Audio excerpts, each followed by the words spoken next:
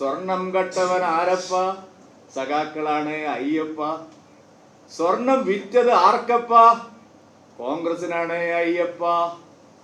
ലാഭം കൊയ്തത് ആരൊക്കെ? ഇന്ത്യ മുന്നണി ഒറ്റയ്ക്ക്.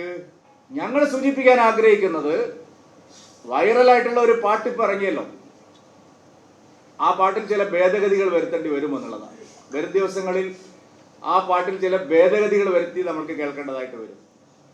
സ്വർണം കട്ടവൻ ആരപ്പ? സഖാക്കളാണ് അയ്യപ്പ. സ്വർണം വിറ്റത് ആർക്കപ്പ? കോൺഗ്രസിനാണ് അയ്യപ്പ. ലാഭം കൊയ്തത് ആരൊക്കെ? ഇന്ത്യ മുന്നണി ഒറ്റയ്ക്ക്. ഇത് നാളെ കേരളത്തിലെ ജനങ്ങൾ ഒരു പാരടി ഗാനമായിട്ട് പാടുന്ന സ്ഥിതി വരും. ഇതിനകത്ത് LDFനും UDFനും തുല്യമായ പങ്കാളിത്തമുണ്ട്. ഗുരുതരമായ കാര്യങ്ങളിൽ അവരും ഏർപ്പെട്ടിട്ടുണ്ട്. ഇല്ലെങ്കിൽ അടൂർ പ്രകാശ് പറയട്ടെ, UDF കൺവീനർ അല്ലേ? എന്തിനാ കണ്ടത്? ആരാ കണ്ടത്? ആരാണ് ഇടനിലക്കാർ? എന്താണ് സംസാരിച്ചത്? ഇല്ലെങ്കിൽ ആന്റണി പറയട്ടെ, ശബരിമല നിൽക്കുന്ന മണ്ഡലത്തിലെ MP അല്ലേ? പറയട്ടെ.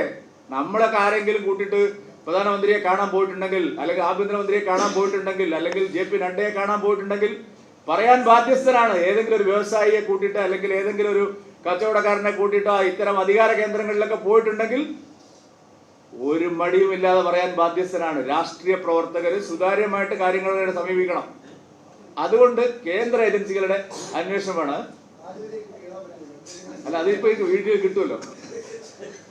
അത് ഇനി വരാൻ പോകുന്ന പാട്ടാണ്. കാരണം ഈ കേസ് കഴിയുമ്പോൾ, അല്ല, ഈ കേസിന്റെ അന്വേഷണം ഫലപ്രദമായി നടക്കുമ്പോൾ UDFനും തുല്യമായ പങ്കാളിത്തം ഉണ്ടാവും.